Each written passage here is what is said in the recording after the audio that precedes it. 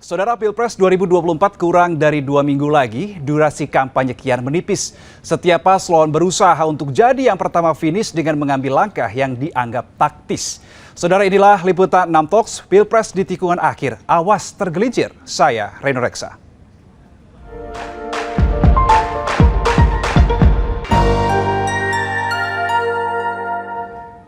Dan saudara, untuk membahas tema kita pada kesempatan kali ini sudah hadir di studio SCTV pada kesempatan kali ini.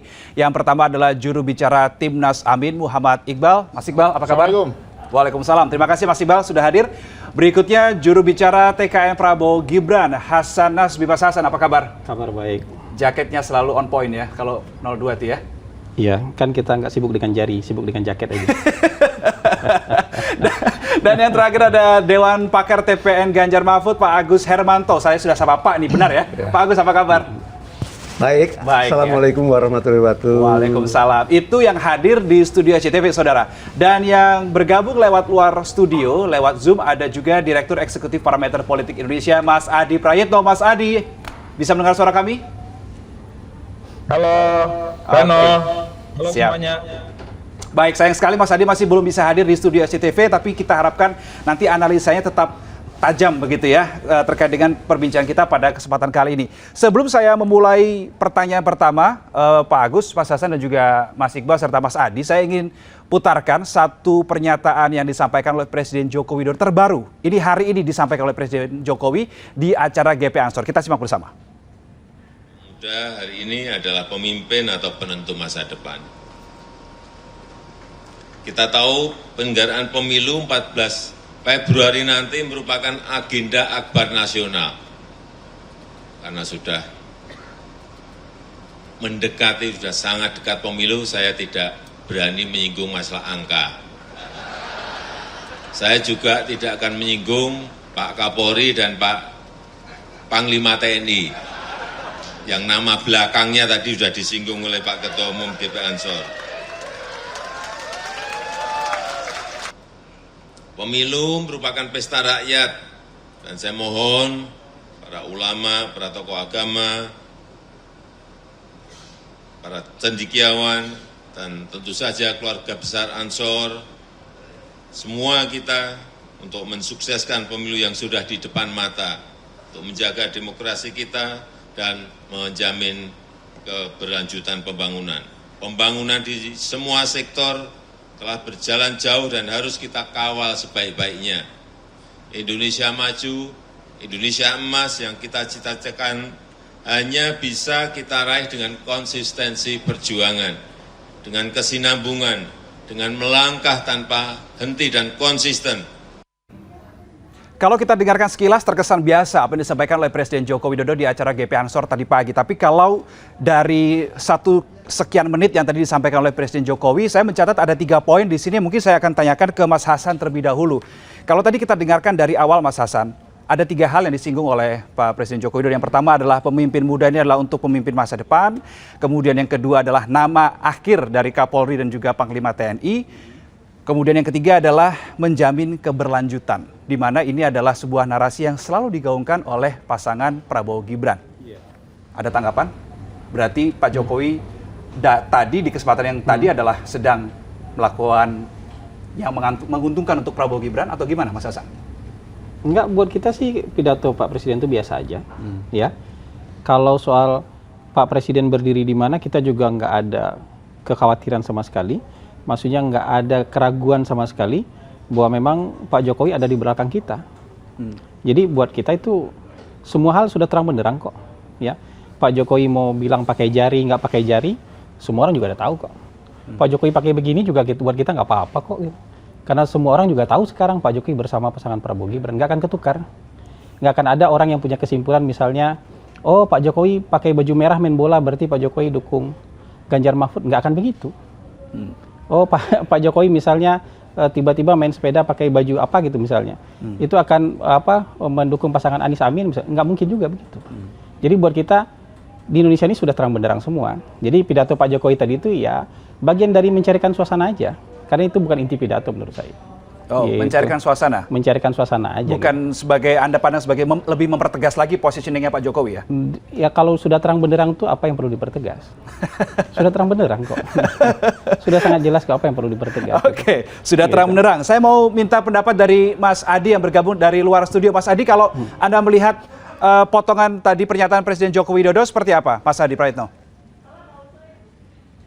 Ya, saya kira memang Pak Jokowi itu cukup berhati-hati sehingga statement-statement politiknya tidak menimbulkan keributan, tidak menimbulkan huru-hara yang berlebihan. Karena tentu sepertinya pernyataan Jokowi beberapa waktu yang lalu ketika menyatakan bahwa presiden dan menteri itu boleh berpihak, itu kan menimbulkan satu resistensi yang cukup luar biasa ya. Bahkan sampai hari ini pun perdebatannya tidak kunjung selesai. Inilah yang sepertinya juga memantik sejumlah sivitas akademika di berbagai kampus yang mencoba untuk memberikan kritik dan masukan supaya presiden misalnya tegak lurus di atas semua kalangan dan kelompok. Dalam konteks inilah kemudian saya mencoba untuk melihat bagaimana Pak Jokowi dalam pidatonya di depan teman-teman Ansor itu mencoba cukup hati-hati sehingga statement-statement politiknya itu tidak disalah-artikan, statement-statementnya itu tidak menimbulkan keributan, dan tentu saja Pak Jokowi itu sudah tegas posisinya kalau terkait dengan Pilpres 2024. Jadi tak perlu nama nyebut belakang siapa nama Kapolri dan Panglima TNI, orang juga sudah tahu itu misalnya Prabowo dan Subianto. Dan tentunya Jokowi itu sudah terafiliasi secara terang benderang ya, pilihan politiknya di Pilpres tanggal 14 Februari, tak lain dan tak bukan pastinya bersama dengan Prabowo dan Gibran. Jadi kalau saya membaca sepertinya Pak Jokowi memang cukup berhati-hati betul, sehingga tak lagi ada keributan-keributan. Tapi yang kedua memang Pak Jokowi selalu mengatakan di berbagai kesempatan politiknya dua hal yang selalu ditegaskan. Politik itu harus berkualitas, politik itu juga harus tidak boleh menimbulkan kegaduhan, politik itu harus menciptakan stabilitas politik yang bisa terkendali, dan yang paling penting Pak Jokowi selalu mengatakan bahwa siapapun yang jadi presiden mampu melanjutkan semua hal yang sudah dilakukan. Nah, kalau dalam konteks itu sepertinya memang ada sedikit perdebatan karena kubu Ganjar dan Mahfud juga mengklaim sebagai capres yang sebenarnya juga bisa melanjutkan banyak hal yang sudah dilakukan oleh Pak Jokowi. Jadi dalam konteks itulah sebenarnya Mas Reno, saya membaca pernyataan politik Pak Jokowi itu ya dalam banyak hal sifatnya normatif, imbauan-imbauan biasa, tapi itu satu hal tadi, ada candaan-candaan yang sepertinya memang cukup dihindari oleh Pak Jokowi, terutama penyebutan nomor, terutama penyebutan nama belakang Kapolri dan Panglima TNI yang saya kira memang sudah mention salah satu nama kandidat capres di 2024. Sepertinya Pak Jokowi sedang berhati-hati betul dalam konteks itu. Apalagi semakin mendekati 14 Februari ya. Tadi karena sudah disinggung oleh Mas Adi Praitno soal sivitas akademika begitu ya. Nah, kita akan juga, saya putarkan pernyataan dari Guru Besar Fakultas Hukum Universitas Indonesia pada kesempatan siang hari ini, Pak Agus, Mas Hasan dan juga Mas Iqbal. Kita simak dulu bersama. Berikut ini. Dan kami sudah agak diintimidasi juga sebenarnya untuk menjalankan agar pemilu kita ini berjalan dengan adil. Intimidasinya, Bu Sulis mau bacain. Kami mendapat WA, ya. Lanjut Bu, ibu aja. Kami mendapat WA dari salah seorang sebenarnya mahasiswa kami yang mengatakan bahwa dia kecewa sekali. Kenapa UI kok ikut-ikut UGM, ikut-ikut UI, ikut dan lain? Karena harusnya kita bisa pergi ke pejabat yang benar dan menyampaikan ide-ide. Ya, jadi dan kebetulan dia itu dari angkatan. Tapi saya nggak tahu angkatan apa ya. Tapi pakai seragam. Ya, walaupun dia tidak menyebut nama dan lainnya, tapi dia berusaha agar kita tidak menjalankan apa yang kita lakukan pada hari ini. Ngakunya mahasiswa apa? Mahasiswa. Memang mahasiswa ya, alumni.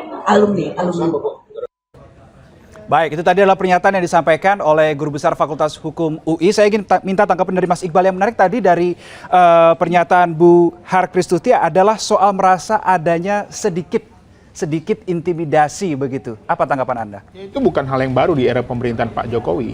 Yang ngomong Prof. Mahfud MD pernah ngomong, Jenderal Fahru Rezi pernah ngomong bahwa ada upaya-upaya mengatur. Ya memang dari mulai isu 3 periode sampai tambahan masa jabatan sampai akhirnya Gibran, ini namanya politik proxy war namanya. Jadi Pak Jokowi ingin berkuasa tapi menggunakan tangan-tangan orang lain gitu loh.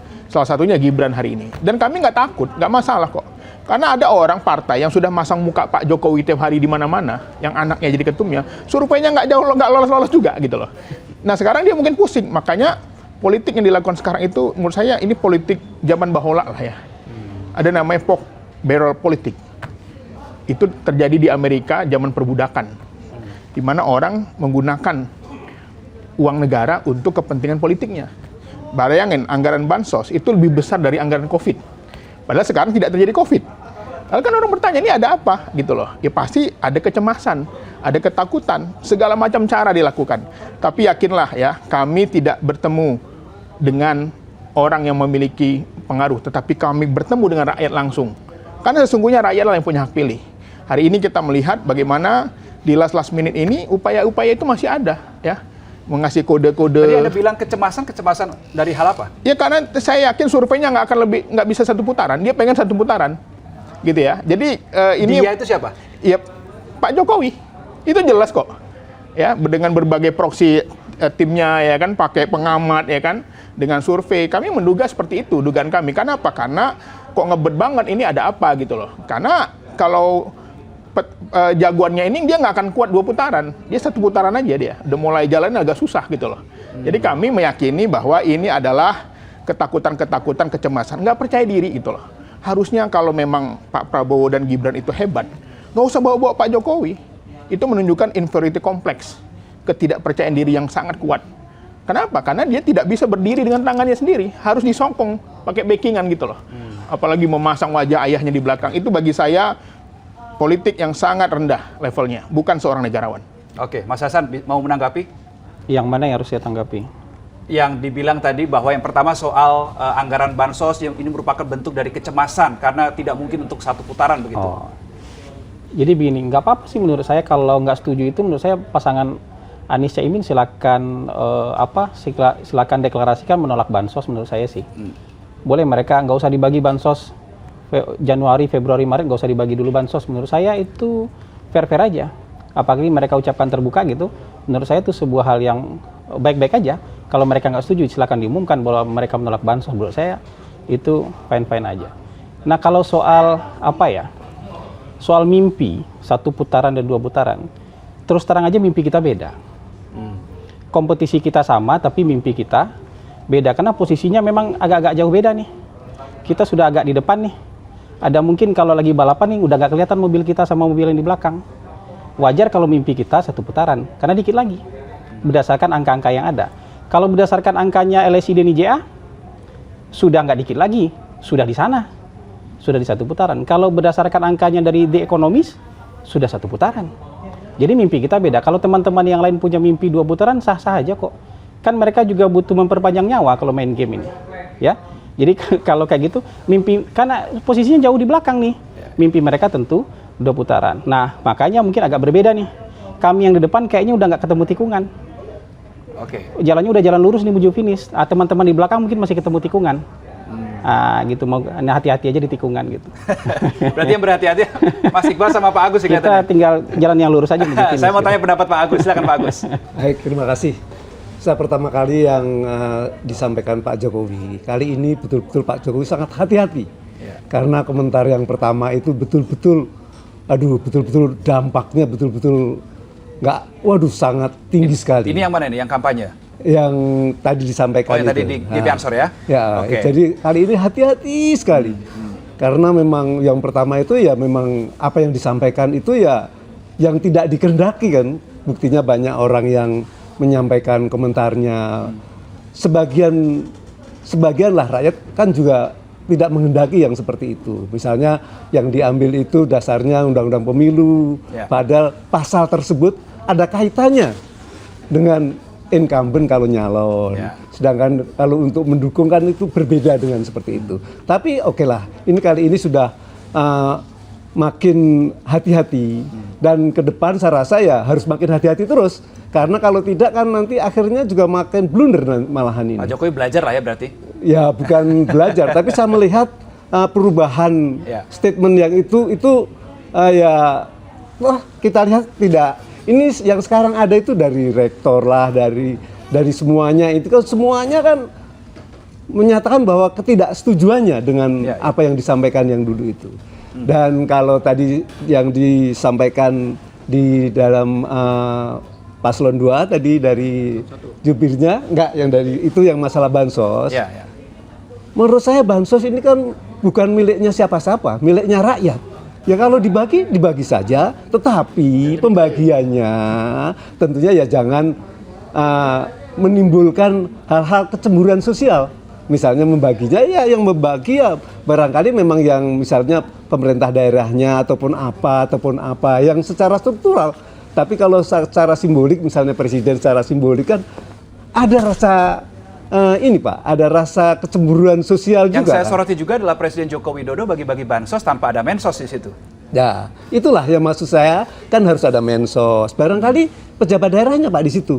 Paling enggak ya yang menyerahkan itu mungkin dinasnya lah biasanya. Kan kepanjangan daripada menteri, dari kepanjangan dari pemerintah tentunya dinasnya yang membagikan. Jadi kalau pembagiannya itu milik rakyat, bukan miliknya Sah-sah Pak saja Jokowi. ya, berarti ya pembagiannya aman-aman aja ya? Sah, tapi cara pembagiannya ini yang harus diperbaiki Pak. Jadi cara pembagiannya ini menunjukkan keberpihakan kepada salah satu paslon. Oke, tapi kalau tadi kembali kita ingat lagi, Guru Besar Fakultas Hukum UI mengatakan sudah merasakan ada intimidasi. Pak Agus, menurut Anda apakah dengan adanya intimidasi yang dirasakan oleh sivitas akademika dalam hal ini adalah, dalam konteks ini adalah UI, apakah kita bisa mengatakan pemilu kali ini jauh dari netral? Kalau seandainya interferensi dalam artian yang seperti ini yang terus dilakukan, ya tentunya nggak netral. Tetapi kalau tadi yang disampaikan statement tadi, itu kan cukup lumayan, nggak akan menimbulkan yang lain. Ya. Jadi tentunya semuanya itu, nah, kita kembali lagi kepada UI ini kan banyak Pak. Tentunya ya kalau salah satu ada yang nggak setuju apa yang disampaikan yang lain, itu ya sesuatu yang wajar. Tapi kan itu sudah atas nama daripada alumni, itu kan berarti sudah merupakan keterwakilan daripada cendekiawan lah kan, karena itu datangnya dari perguruan tinggi. Jadi menurut saya hal-hal yang seperti ini harus tetap juga diperhatikan, karena ini yang menjadikan nanti orang menganggap bahwa Pak Jokowi tidak netral. Oke. Kalau dari Mas Hasan, kubu Pak Prabowo melihat negara sudah netral belum dalam gelaran pemilu kali ini sampai detik ini? Meskipun jalannya dilihat udah lurus ya tadi ya. Baca lagi aja undang-undangnya. Maksud saya jangan kemudian dibikinkan tafsiran-tafsiran yang menipu masyarakat. Undang-undangnya jelas kok. Yang harus netral itu ASN, TNI, Polri. Oke. Kecuali kalau mau berdebat soal itu.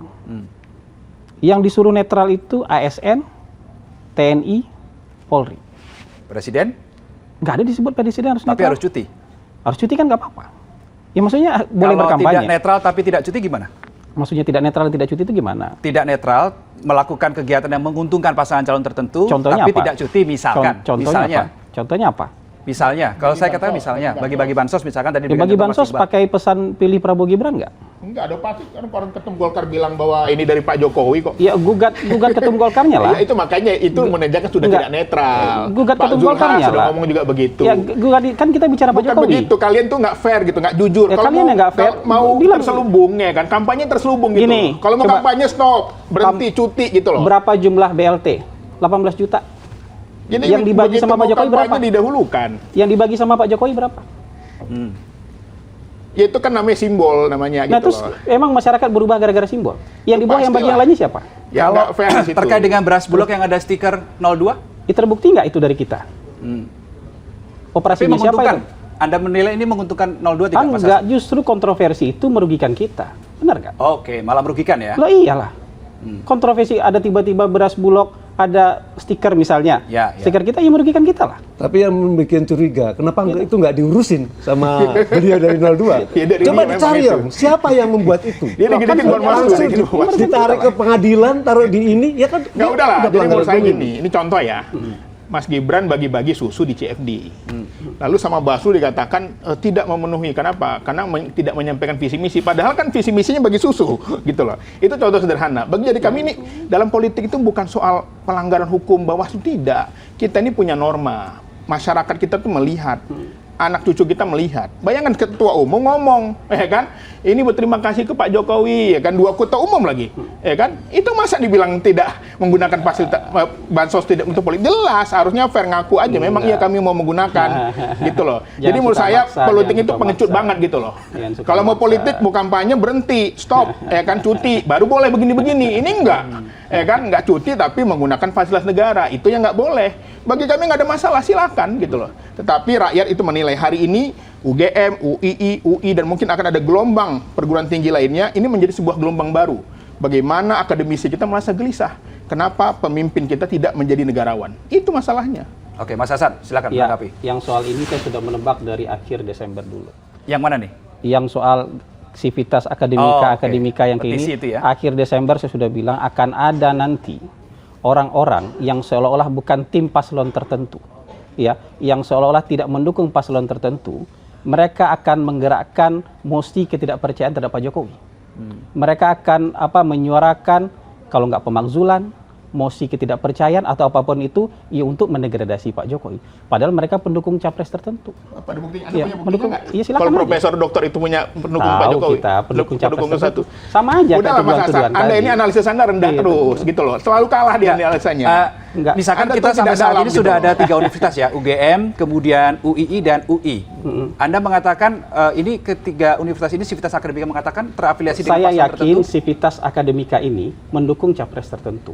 Siapa? Itu sama kayak Ada budayawan buktinya yang nggak? Ada buktinya nggak? Paslon mana, Mas Ntar Hasan? dulu. Ada buktinya Saya yakin nggak? juga Anda bicara bukti. budayawan. Ada Ntar buktinya dulu. nggak? Selesaikan dulu saya bicara. Ya, ya, oke. Jangan bicara demokrasi kalau orang ngomong-ngomong dipotong-potong. Tadi ngomong-ngomong bukti, kita Gitu. tanya bukti ngeles. Gitu. Nggak ada punya Bukan. bukti Anda. Kalau ini kan sudah kita lihat budayawan pendukung capres tertentu juga bicara atas nama moral. Sekarang kita juga dosen-dosen ini tahu kok afiliasi politiknya Siapa? kemana. Sebutkan. Iya, Anda ada punya bukti dosen-dosen nggak? afiliasinya ke PKS ada kok. Siapa? Ya, Enggak, yang ada kita ngomong di dosen-dosen TV yang sekarang. berafiliasi ke PDIP juga ada Enggak, kok. Tapi siapa? kita santai Siapa? aja. Siapa? Kita yakin ini Nggak karena punya mereka bukti dia. menolak capres 02 gitu aja. Yang mereka tolak itu capres 02. Nggak punya Jadi bukti. kita biarkan saja yang kayak begini karena yang ini mau profesor, mau Sivitas Akademika menolak yang seperti ini. Juri terakhirnya tetap masyarakat kok. Tetap rakyat kok juri terakhirnya. Jadi apapun yang disampaikan buat kita bagian dari bunga-bunga demokrasi. Oke. Iya. Pak Agus, silakan. Kalau saya melihat sebenarnya kalau ada kecurigaan ke arah situ, itu termasuk pelanggaran pemilu, Pak. Iya. Jadi Bapak bisa Laporkan dong. Dilaporkan, bisa di Mereka ini. nggak melanggar. Ya. Ah. Mereka nggak Loh, melanggar. menghasut itu loh, Pak. Apalagi kalau ada buktinya, Bapak ada Buat dia tim fotonya saya, segala. kan. Nah, Bagian tapi dari memang pendukung. seperti inilah. Ini namanya juga kan masalah hal-hal yang ini. Karena tadi yang disampaikan Paslon 1, kecuali undang-undang, norma, menurut saya juga ada, Pak. Yang tertinggi adalah daripada nurani, Pak. Nah, nurani itu bagaimana seperti itu? Kalau saya melihat begitu Pak Jokowi dulu komentar masalah yang terkait dengan undang-undang bahwa presiden boleh kampanye dan sebagainya, buktinya kalangan akademisi, kalangan-kalangan yang lain juga banyak yang ini. Banyak yang akademisi kan memang terus terang dia ini, tapi yang lain kan juga banyak. Jadi apalagi kalau dipenuhi dengan kecurigaan dan syakwasangka, rasanya kita ini cukup berdemokrasi. Tentunya kita nggak boleh syakwasangka. Kalau memang ada kecurigaan ya diselidiki. Kan ya semuanya punya intel, semuanya juga punya ini, bisa diselidiki dan Oke. itu merupakan pelanggaran pemilu kalau memang betul, Pak. Dan itu Bisa dilaporkan itu ya? Bisa dilaporkan. Menghasut itu nggak boleh, Pak. Bagian dari pendukung capres tertentu tidak melanggar loh. Jadi makanya kita biarkan cuma Nggak, siapa? kita tahu mereka Siapa? bagian dari pendukung Siapa? capres Sebutin tertentu. dong. Anda nggak bisa nyebutin. Oke, saya ingin minta tenang dulu supaya AC di studio ini bisa terasa dinginnya ya. Saya ingin ke Mas Adi. Mas Adi, terkait dengan netralitas negara dan seterusnya masih jadi perdebatan di studio. Saya butuh pencerahan dari Mas Adi. Gimana menurut Mas Adi? Ya sebenarnya Reno secara prinsip sudah ada undang-undang yang terkait dengan pemilu ya. Soal aturan-aturan halal dan haramnya seseorang itu termasuk pejabat publik terkait dan terlibat dalam urusan pemilu. Kan memang tidak boleh melibatkan ASN, tak boleh melibatkan anggota polisi dan TNI, tak boleh menggunakan cara-cara kekerasan, tak boleh merobek atribut paslon tertentu dan seterusnya dan seterusnya.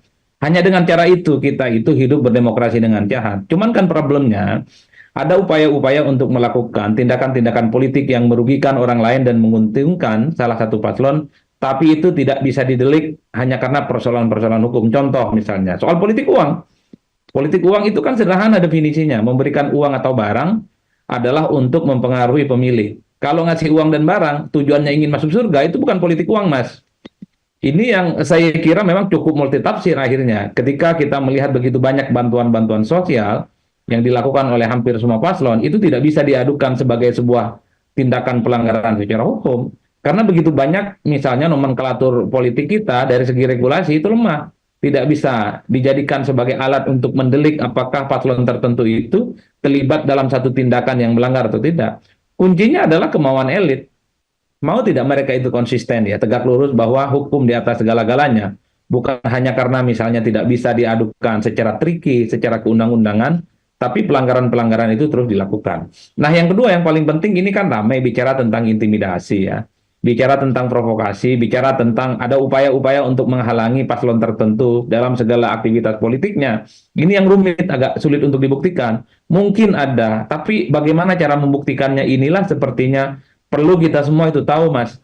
Tentu ketika kawan-kawan nomor 3, nomor 1 selalu merasa dirugikan dalam setiap aktivitas kampanye mereka misalnya, termasuk pengakuan dari nomor 2, tentu kita semua itu berkepentingan tahu siapa yang melakukan itu. Negara ini sudah terbuka bagi saya, sehingga kita bisa tunjukkan kepada publik siapa yang melakukan hal-hal yang bisa merugikan paslon, dan itu merusak demokrasi. Ini yang menurut kita dari dulu problemnya sama, 2004, 2009, 2014, 2019, bahkan 2024. Potensi-potensi intimidasi dan halangan terhadap paslon lain, ini sulit agak untuk diungkap secara tuntas, karena memang buktinya agak sulit. Ini yang saya kira memang menjadi perdebatan yang cukup serius. Ini ibarat kita itu bicara tentang hantu. Bagi masyarakat kebagian, misalnya hantu itu diyakini aja, tapi ketika diminta dibuktikan, hantunya nggak ada, Mas. Tapi kalau lewat di wilayah tertentu kan bikin kulit merinding gitu, bulu kuduk merinding, dan seterusnya. Kan ini yang menurut saya selalu diulang-ulang dalam setiap pemilu. Nah yang kedua terkait dengan civitas akademika. Ya kalau mau jujur memang secara personally begitu banyak juga akademisi, civitas akademika punya preferensi dan pilihan politik tertentu di Pilpres ya, entah ke nomor 1, nomor 2, dan nomor 3. Kan problemnya adalah memang mereka ini selalu ada sesuatu yang mereka perjuangkan yang disebut dengan etik, demokratis, dan moralitas. Cuman saya nggak tahu persis apakah mereka itu terlibat dalam gerakan partisan ya, dukung-mendukung untuk mengalahkan paslon dan menguntungkan politik tertentu. Tapi memang secara prinsip akademisi dari dulu misalnya agak resisten dengan Pak Prabowo.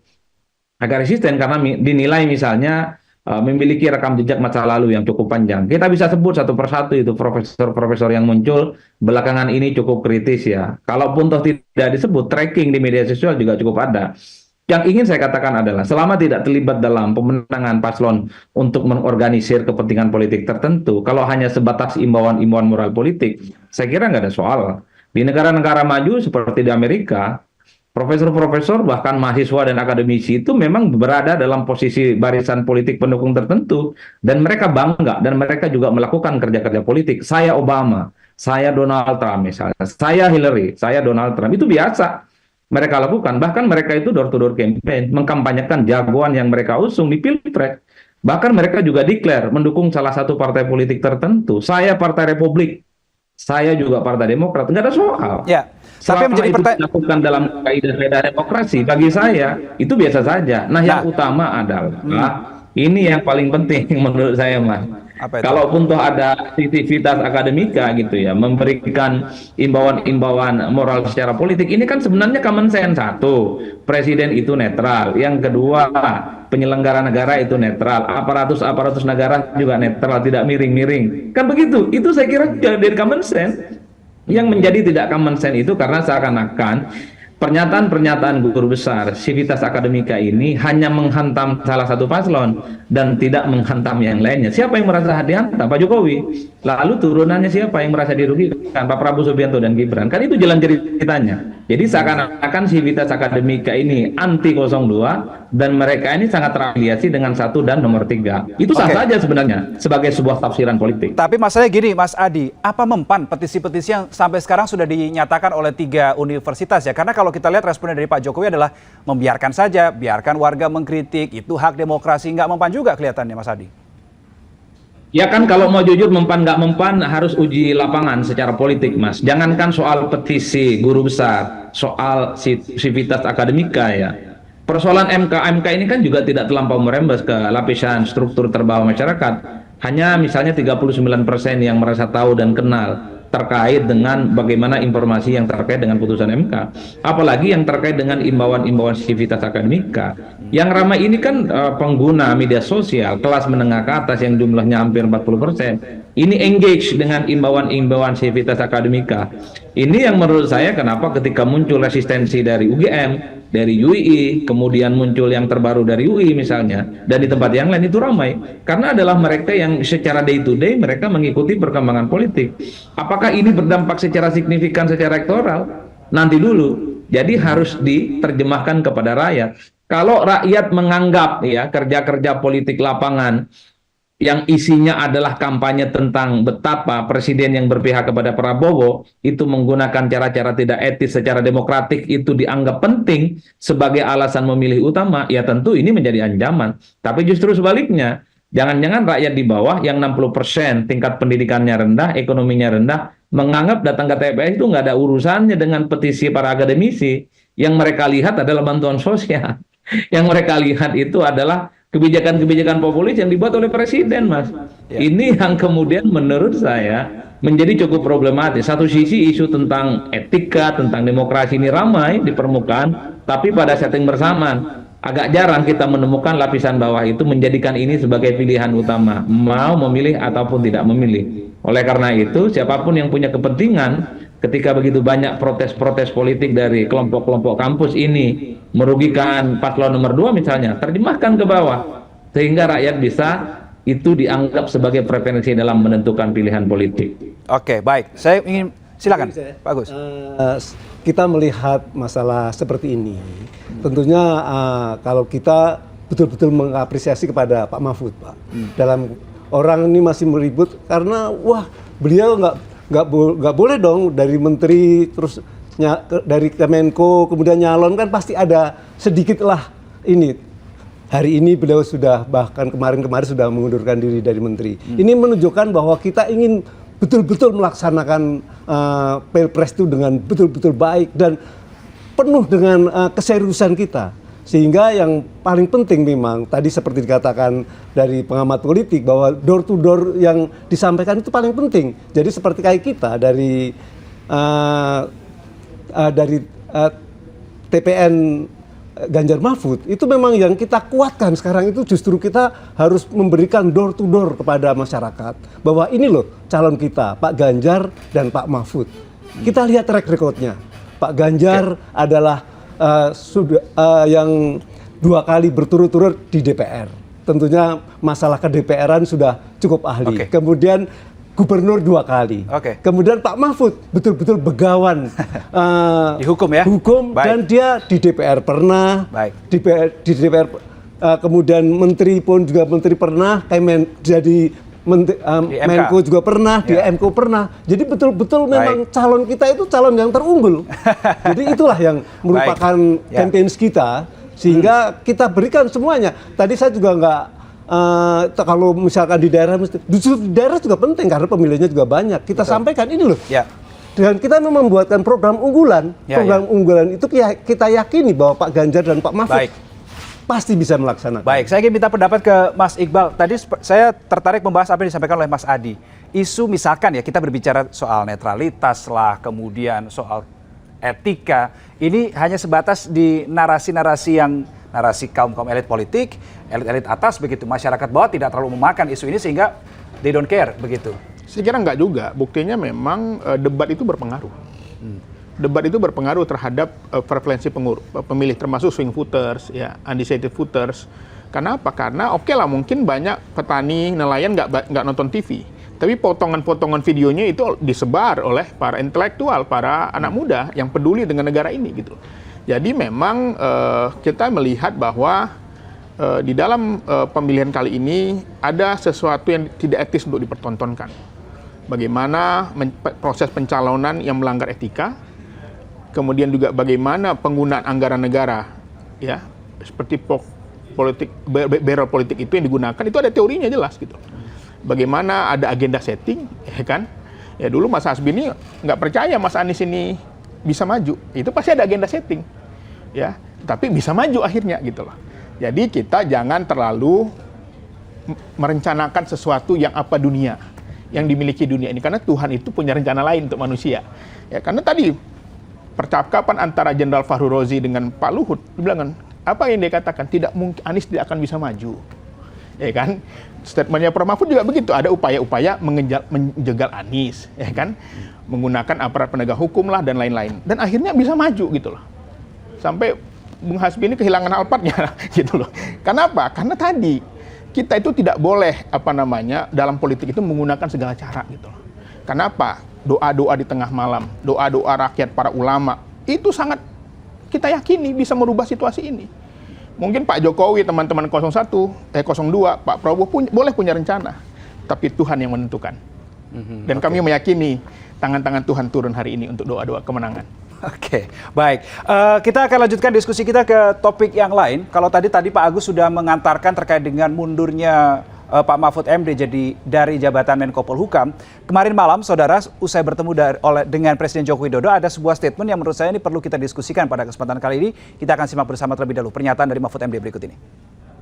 Nanti kalau saya mundur di depan dulu, orang mengatakan, loh kok buru-buru sih, yang lain belum.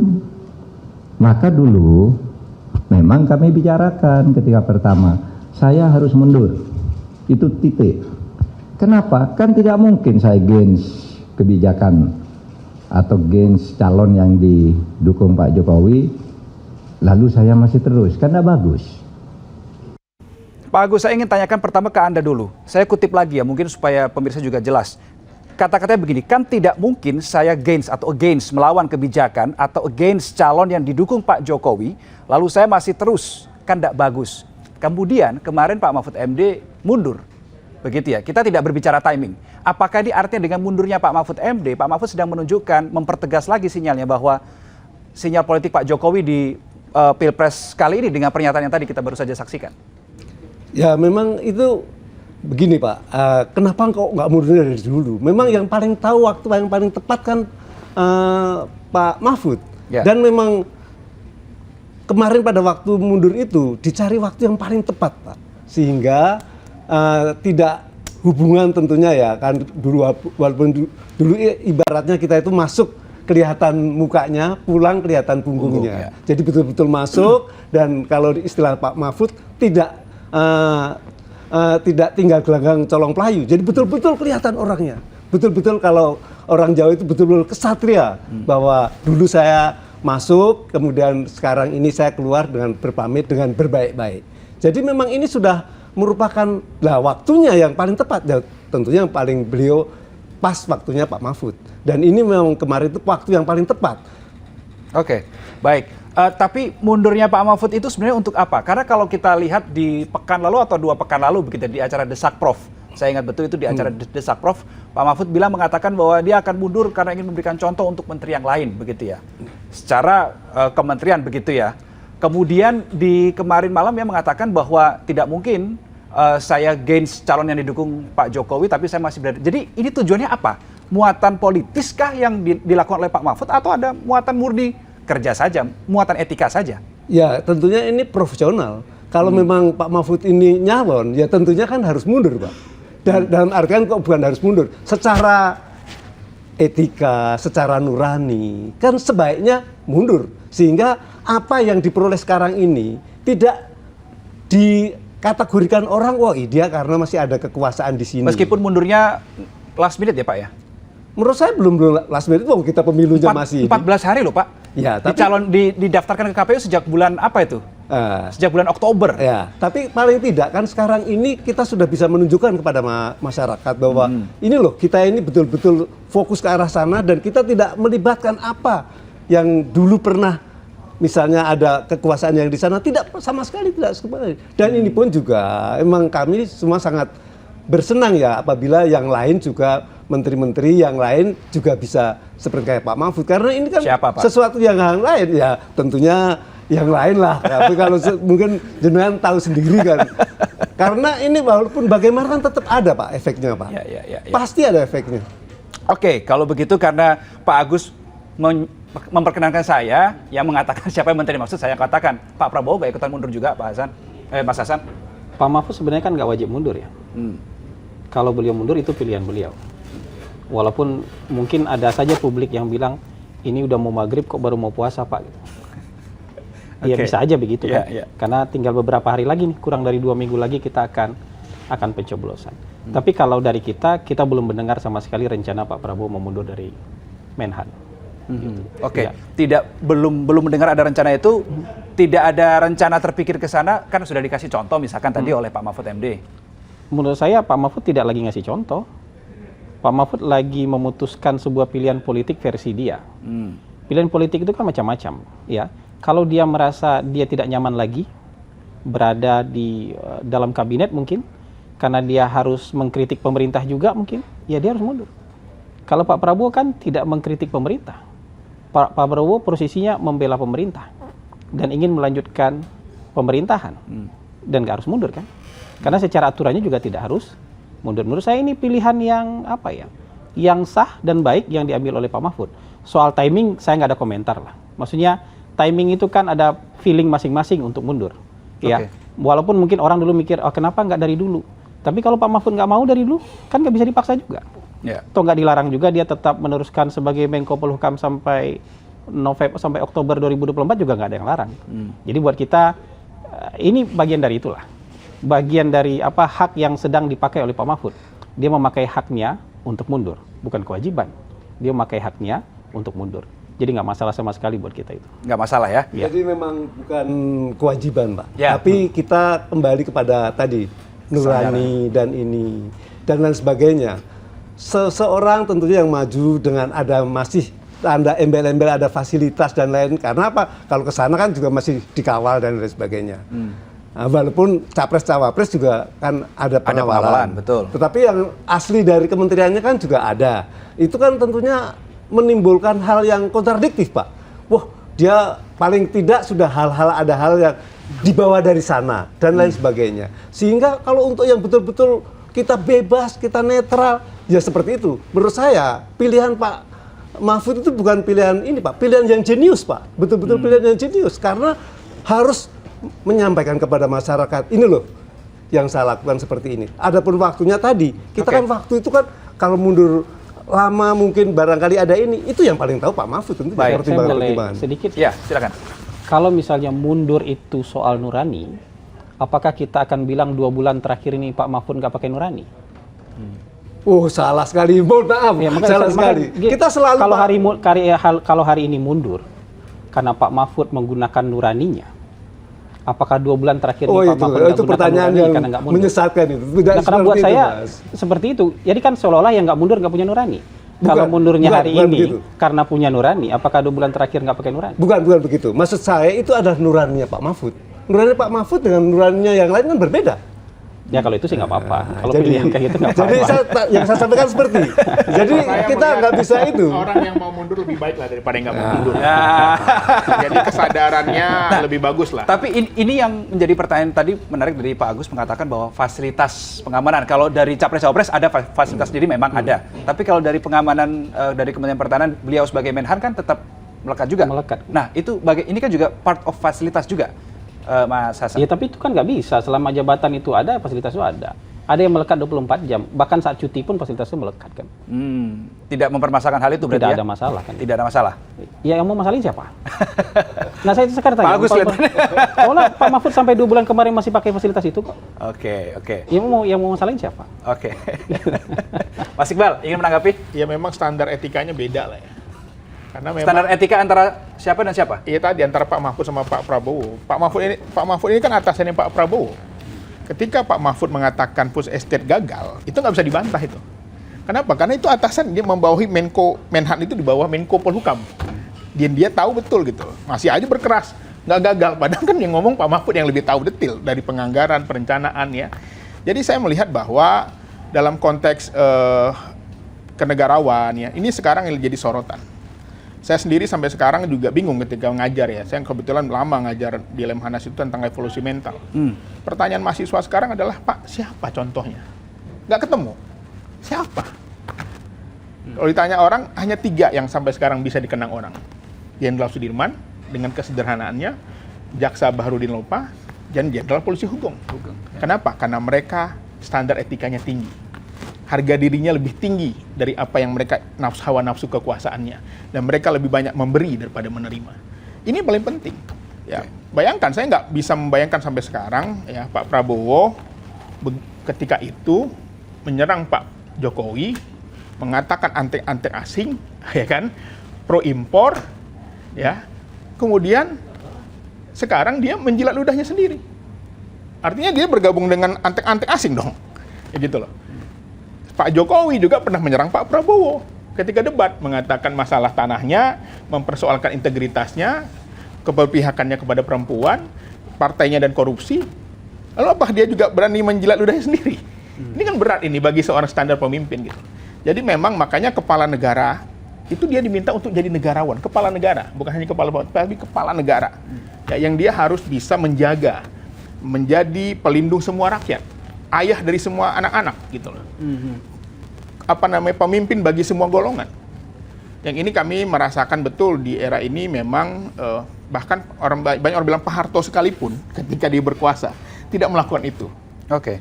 Baik, ini kita masih berbicara terkait dengan menteri begitu ya, kabinet begitu. Saya ingin tanyakan ke Mas Hasan, ada isu terkait dengan keresahan, kegerahan di internal kabinet Pak Joko Widodo saat ini begitu, Mas Hasan. Ada karena melihat ketidaknetralan Presiden Joko Widodo yang seperti yang Anda sudah sampaikan tadi sangat di awal, bahwa jelas sekarang posisi Pak Jokowi ada di belakang Pak Prabowo.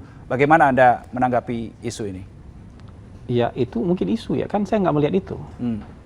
Ya, isu yang dilemparkan orang, tapi kami tidak melihat itu. Walau alam kalau di dalam, kan saya nggak ada dalam kabinet. Saya nggak bisa masuk. Tapi kalaupun memang ada keresahan, kan mereka punya pilihan juga buat mundur. Kalau betul-betul ada keresahan, mereka punya pilihan buat mundur kok. Dan menurut saya nggak akan ditahan-tahan kok. Kalau ada yang kemudian memilih untuk mundur, menurut saya nggak akan ditahan-tahan. Ya, jadi kalau betul-betul ada resah, tentu ada action setelah itu. Ya. Tapi kalau nggak ada action apa-apa, mungkin resah itu cuma isu. Atau ada yang menahan begitu ya? Ditahan buat apa? Ditahan supaya tidak keluar mungkin. Yang menahan siapa? Bisa saja kan? Ada arah ke sana tidak? Menurut Anda? Ya saya nggak tahu. Kan kita nggak tahu ini. Keadaan yang internal di dalam kabinet kan kita nggak tahu. Saya pun nggak tahu. Tapi kita main logikanya aja. Kalau misalnya betul-betul ada keresahan, menurut saya, iya akan ada yang mundur. Dan kalau ada yang mundur, menurut saya tidak akan ditahan. Ya gitu aja. Oke, baik. Soal kalau kita melihat komposisi menteri sekarang ya, Pak Agus, Mas Hasan dan juga Mas Iqbal, kita melihat beberapa menteri di kabinetnya Pak Jokowi masuk ke timnya Mas Hasan dan teman-teman, begitu ya. Kita lihat di situ ada Pak Erlangga, kemudian ada Pak Zulhas, kemudian ada Pak Erick Thohir, kemudian Mas Bahlil gitu. Kalau kita melihat ini kan kabinet Indonesia Maju begitu untuk pekerjaan negara, Mas Iqbal. Ini jadi kabinet rasa jurkam nggak? Oh iya pasti. Kemarin Mas Gibran nyenggol-nyenggol Mas Lembong. Begitu disenggol balik, turun semua menterinya. Bukan, bagi saya ancaman sih itu ya. Artinya apa sih gitu. Kalau mau kampanye, udah cuti, pakai baju seragam gitu loh. Nggak usah kita seolah-olah menjadi pahlawan kesiangan gitu loh. Jadi bagi kami harusnya yang jawab tuh Pak Prabowo, yang jawab tuh Pak Gibran, jangan orang-orang yang tidak terdaftar sebagai jurkam gitu loh. Harusnya kalau mau jadi jurkam di hari itu dia cuti, dia copot apa seragam ya kan, pakai baju seperti Mas Hasan ini, lalu statement Pak Lembong salah ya kan, bahwa nikel itu tidak Tesla itu pakai nikel, masih pakai nikel, atau tentang masalah investasi dan lain-lain. Tapi ini enggak, masih berseragam menteri ya kan. Di kantor menteri menjawab, menyerang tim lain gitu loh. Itu yang menurut saya di situ standar etikanya rendah gitu loh. Rendah sekali gitu loh. Itu disebut dengan kampanye terselubung ya kan. Itu disebut dengan menjalahgunakan kekuasaan gitu loh. Tapi udahlah, bagi kami ya ini kan namanya demokrasi ya. Tetapi masyarakat menilai bahwa memang kualitasnya segitu doang gitu loh. Oke, Pak Agus ingin menambahkan? Kalau yang jelas tentunya yang melakukan seperti itu ada. Buktinya ada beras Bulog yang itu notabene ada bansos, ada gambarnya calon tertentu. Sehingga ini ya nggak mungkin loh, harusnya ini duitnya rakyat, ininya rakyat kok ada gambarnya. Itu berasnya juga beras dari Bulog. ya ataukah itu ada kesalahan. Tapi kalau ada kesalahan kan tentunya Mas Hasan harus diproses dong. Ini merugikan ini. Itu jelas nyata di TV itu ya. Kelihatan ada gambarnya yang dibagi beras Bulog. Oke. Jadi rasanya kok ya nggak pas ya seperti itu kan, itu berarti kan sudah keberpihakan yang menurut saya yang tadi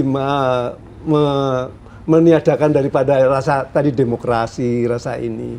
Loh, kok harusnya kalau menteri pada saat bagi ya jangan pas beras bansos, jangan berasnya dari Bulog dan lain sebagainya. Kan harusnya seperti itu kan. Baik, Mas Hasan ada tanggapan kabinet rasa Jurkam? Gini, isi kabinet ini ada di ketiga pasangan. PKS memang nggak punya. Tapi di pasangan Anies Amin ada PKB sama Nasdem. Di pasangannya Ganjar Mahfud banyak sekali menterinya. Bukan banyak, banyak sekali menterinya. Tapi menurut saya menteri yang ikut jadi tim kampanye nasional yang hanya ketua umum partai aja. Tim yang ikut jadi tim resmi kampanye yang jadi ketua umum aja, mungkin Pak Erlangga, mungkin Pak Zulkifli Hasan, sisanya bukan anggota. Buah mereka punya preferensi mendukung kandidat tertentu dan mereka cuti untuk itu urusan mereka. Tapi kalau saya mau bilang, kabinet ini ya ada tiga bagian. Ada yang mendukung pasangan Anies Caimin, ya, ada Nasdem dan PKB di sana. Kalau pendamping desa itu lagi dikumpulkan tenaga pendamping desa mungkin ada 40.000 jumlahnya, hijau seragamnya. Ya, ada bagian besar juga yang menjadi pendukung Ganjar Mahfud, ada juga mungkin yang mendukung Prabowo Gibran. Jadi menurut saya nggak bisa disimpulkan begitu aja. Oh, kabinet rasa Jurkam TKN 02 nggak ada. Kalau rasa Jurkam buat semua dong. Oke, karena gitu, semuanya ada di masing-masing paslon. Ada di masing-masing paslon. Oke, baik, karena durasi kita terbatas, saya ingin ke Mas Adi. Terkait dengan tema kita pada hari ini, Mas Adi, Pilpres di tikungan terakhir, awas tergelincir begitu ya. Apa yang bisa menjadi highlight yang Anda ingin berikan supaya para paslon ini tidak hanya fokus ngegas saja, tapi juga ada remnya dikit begitu ya, supaya nggak kebablasan juga begitu dalam last minute menuju tanggal 14 Februari, Mas Adi? Saya kira dua hal. Pertama, bahwa kerja-kerja politik meyakinkan pemilih secara langsung itu jauh lebih penting ketimbang yang lain. Karena kalau kita membaca preferensi dan kecenderungan kenapa orang datang ke TPS memilih calon, memilih partai, itu karena merasa, satu, mereka kenal dengan calon, nyaman dengan calon, dan mampu berinteraksi secara langsung. Itu yang paling penting ya dilakukan di sisa pertempuran menuju 14. Yang kedua, jangan sampai ada blunder, baik yang dilakukan oleh paslon langsung ataupun tim sukses. Saya ingat persis 2014 yang lalu, di mana jelang-jelang pemungutan suara itu, Prabowo saat itu memang relatif masih unggul ketimbang Pak Jokowi. Tapi ada dua momen politik yang saya kira kemudian membuat Pak Jokowi itu rebound. Salah satunya adalah konser dua jari, yang salah satunya di situ digagas oleh pendukungnya Jokowi dan dihadiri oleh Slank yang saya kira menjadi trigger, di mana kemudian Pak Jokowi itu mampu melahirkan satu momentum politik yang kemudian begitu banyak masyarakat yang selama ini belum menentukan pilihan politik terafirmasi mendukung Jokowi 2014. Yang kedua menurut saya itu ketika ada salah satu pemenangan Pak Prabowo yang ngata-ngatain Hari Santri Nasional diusulkan menjadi Hari Santri sebagai Hari Nasional. Itu menurut saya itu blunder terbesar. Jangan sampai melakukan sekecil apapun istilah-istilah yang dikeluarkan oleh paslon ataupun jubir yang saya kira itu mampu merusak citra kampanye politik yang sudah berbulan-bulan yang dilakukan oleh masing-masing kampanye, yang dilakukan oleh masing-masing calon. Saya kira dua hal itu masih yang sebenarnya kalau kita bicara secara informatif terkait dengan bagaimana cara memenangkan pertandingan di 2024. Khusus untuk pendukung Prabowo dan Gibran, posisi Pak Jokowi rasa-rasanya masih menjadi variabel penting, terutama untuk mendapatkan warisan tingkat kepuasan publik terhadap kinerja Jokowi dan harapannya itu bisa dikonversi sebagai bentuk elektabilitas yang mampu meningkatkan dukungan kepada Prabowo dan Gibran. Kenapa misalnya Pak Jokowi belakangan begitu aktif turun dengan masyarakat, memberikan bantuan sosial? Kan sederhana, supaya Pak Jokowi ini tetap dianggap sebagai pemimpin populis dan dilihat juga siapa pilihan politiknya di 2024. Oleh karena itu, masyarakat yang belum sepenuhnya melihat bahwa Pak Jokowi punya afirmasi politik ke nomor 2, ke Prabowo dan Gibran, dengan adanya bantuan sosial dan kerja-kerja politik yang semakin intens, tentu diharapkan masyarakat itu akan menentukan pilihan politiknya kepada Prabowo dan Gibran, tentu untuk memenangkan pertarungan Pilpres. Targetnya adalah 1 putaran.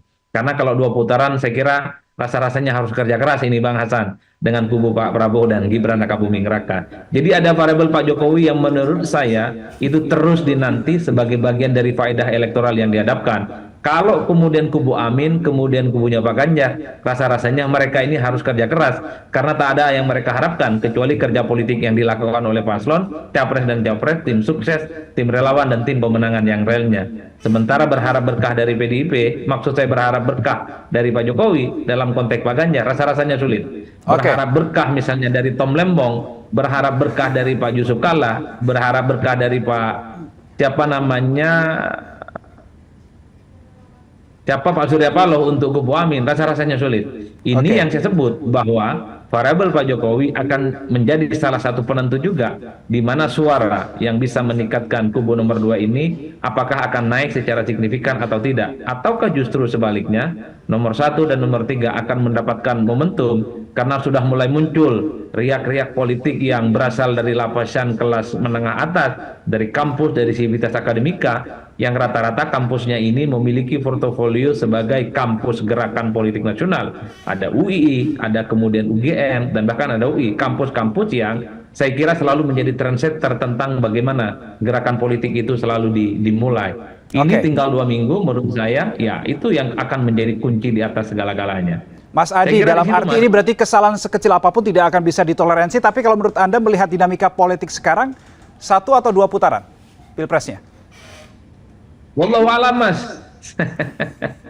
Dalam politik itu katanya tidak boleh mendahului kehendak Tuhan.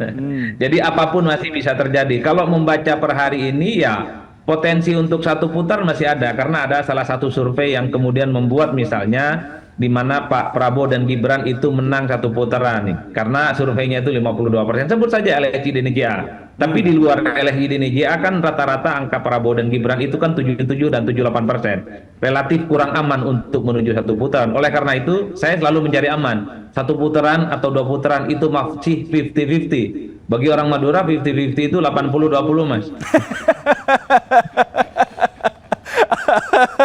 Oke, baik. Ini menariknya kalau Mas Adi ada di studio ini ya. Baik, saya ingin minta pendapat dari masing-masing paslon begitu ya, karena kita sudah sesuai dengan tema kita tikungan terakhir Pilpres, kemudian awas tergelincir begitu ya. Salah satu titik di tikungan ini adalah debat. Kita akan ada debat terakhir tanggal 4 Februari, hari Minggu besok. Kalau saya lihat debat-debat sebelumnya banyak lebih menyerang personal, banyak menghadirkan gimmick gestur.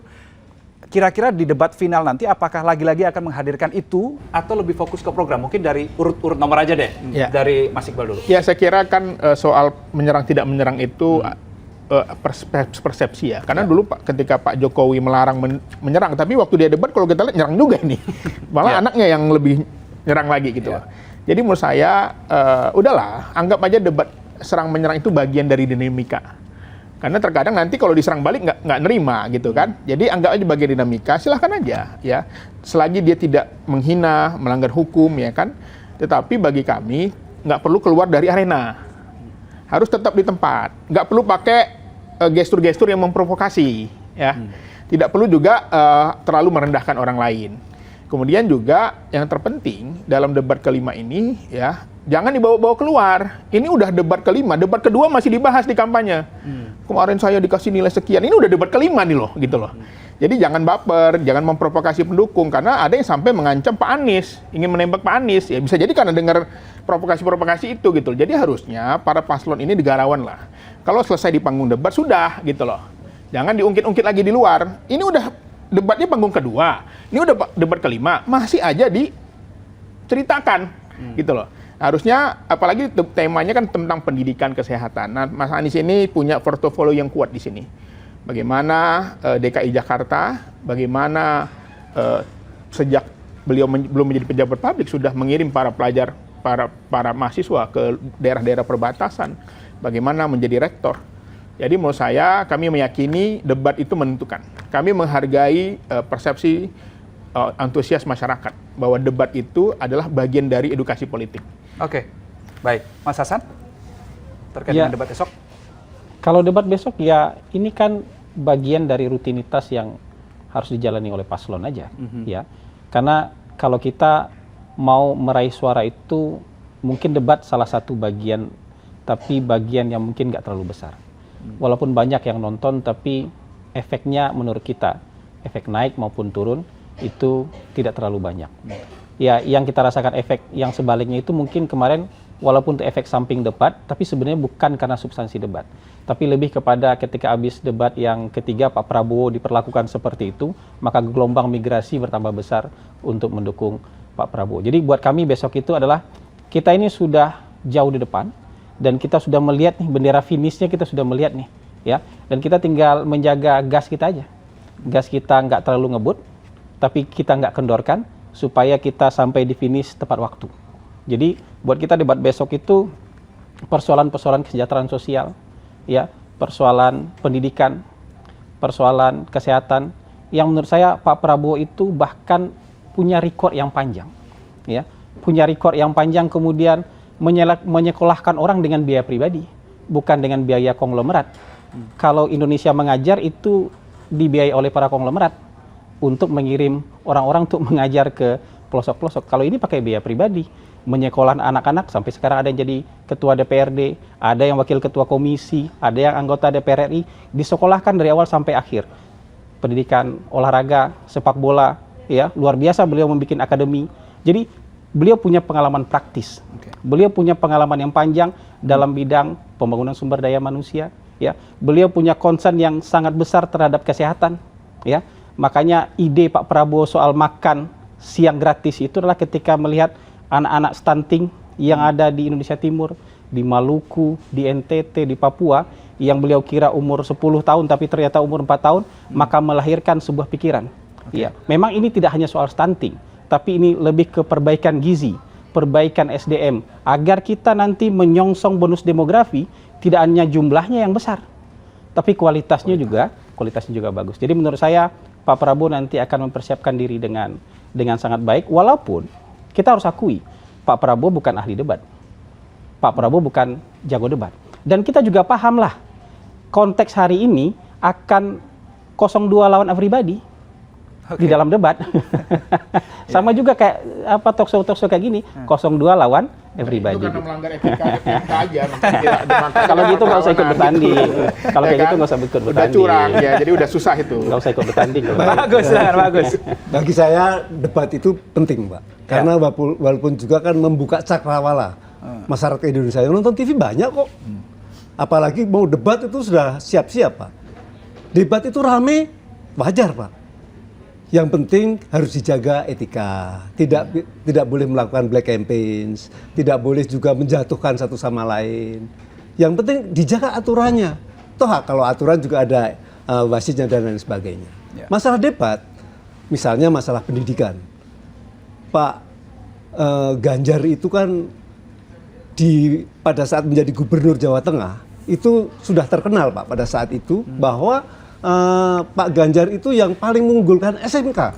Buktinya pada saat dulu begitu di launching undang-undang pertama kali yang terakhir dengan undang-undang Dikti, undang 12 tahun 2012, itu betul-betul SMK diunggulkan. Baik. Setelah SMK langsung ke Politeknik.